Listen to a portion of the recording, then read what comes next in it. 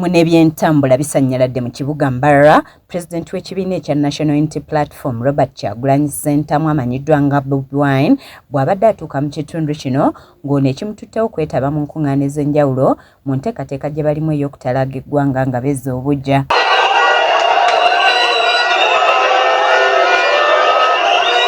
Abantu okuva mu bitundu ebyenjawulo beeyiye mu kibuga kino okulaba ku mwagalwa waabwe Kyagulanyi atuuse mu kibuga kino ku ssaawa 5 ez'akalasamayanzi nga ku nkulungo y'amayembe kibadde kijjobi ng'abantu bakwatiridde era nga bamulindiridde okumala ebbanga nga bakira buli gy'ayita agenda awubirako abantu wakati mu nduulu ekisannyalaza ebyentambula mu kibuga kino.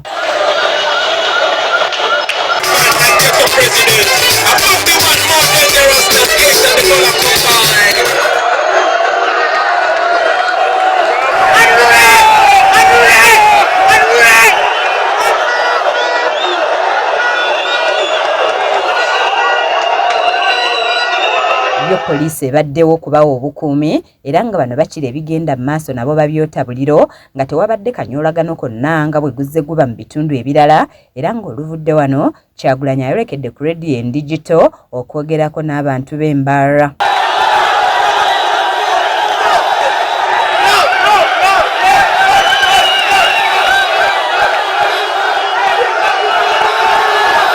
Oluvudde n'ayolekedde ku makasi ng'okugula ofiisi za Nuupu mu Mbarara ng'eno naye abantu bakwatiridde ekkubo lyonna nga bakira awerekerwako oluseregende lwa mmotoka ne pikipiki nga n'abalala balabiddwako waggulu w'ebizimbe gye babadde bamwotera obuliro.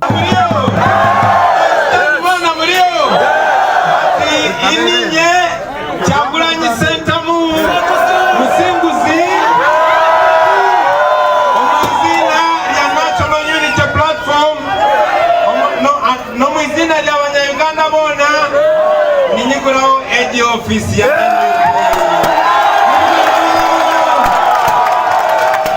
ayolekedde ku ssomero lya Global High School we babadde balina okutegeka olukuŋŋaana lwabwe kyokka nnyini kifo n'agaana ng'agamba nti tayinza kutegekerawo nkuŋŋaana za byabufuzi kyokka oluvannyuma batuuse ku nzikiriziganya era ng'olukuŋŋaana lwabwe olusoose we luyindidde.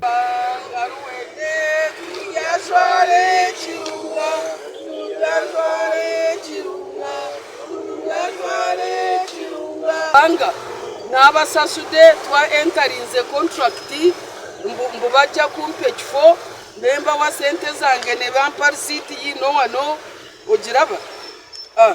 yino wano risiiti kati tebayinza kuyimuka mu kasheshe ne boogera ne bagamba mbu bo tebakora ki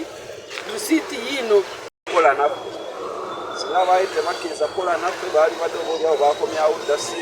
Joan Katshabe yakusakidde eggulire lino ku lwa KSTV agaleero.